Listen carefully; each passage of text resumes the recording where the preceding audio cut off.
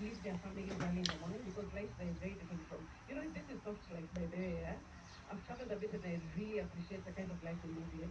Yeah, somebody says that if you have money in Kenya and you live a better life, you get live a better Absolutely. quality of life. Absolutely. Because there you leave the house at like 5 a.m. to catch the train, go to work, catch the train at like 7 p.m. So I have colleagues from all over the world, and so I'm able to just look at their lives a bit, and I'm like, there's a reason why I love being in Kenya. Yeah. Now, so the Great Resignation happened. So what happened then is that a lot of these organizations, and a lot of them are tech companies, ended up going through this whole season where they lost a lot of workers.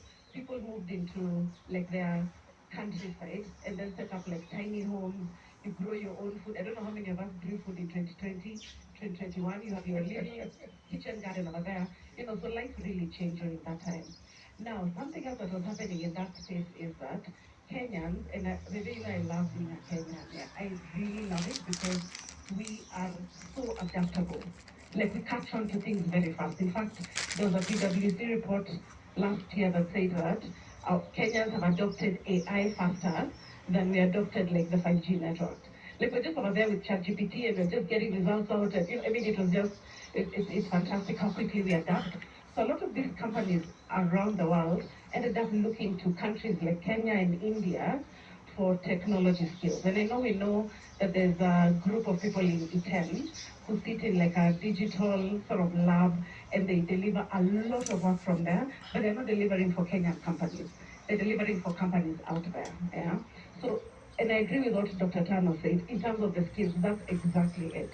In fact, when I was in Safaricom, those are the things that we used to push people to do. So you need to move from, say, call center towards the digital skills and moving towards that. Now, what do you do when there are gaps?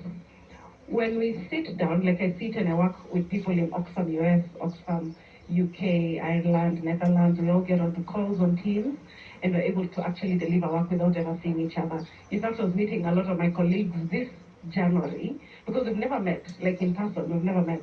And so when we sit down and look at all the opportunities that the internet has to offer us, you actually find that there's more work than there is demand. There's more demand than there is supply.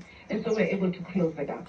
So you look at like what is happening in Australia, you're able to deliver some work there. What is happening in the UK, you're able to deliver some work there. And if you look at that slide maybe needs to come back because those skills are actually on very high demand. And in Kenya we have the infrastructure to be able to support that work.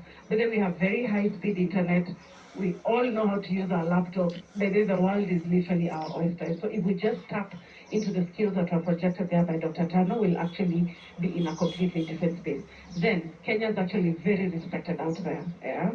So when you say I'm from Kenya, guys are like, oh my gosh, this is the chick who's going to make it happen. Like this is the person who's actually going to get the work done. So I think those who've gone before us have really delivered in terms of building a reputation for us.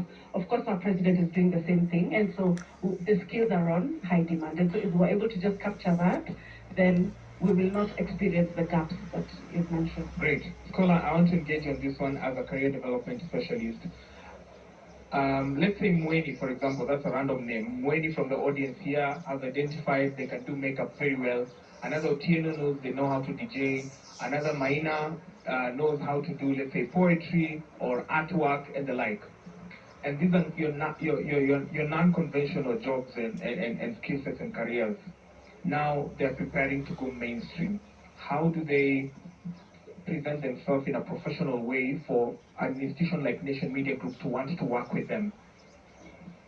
One of the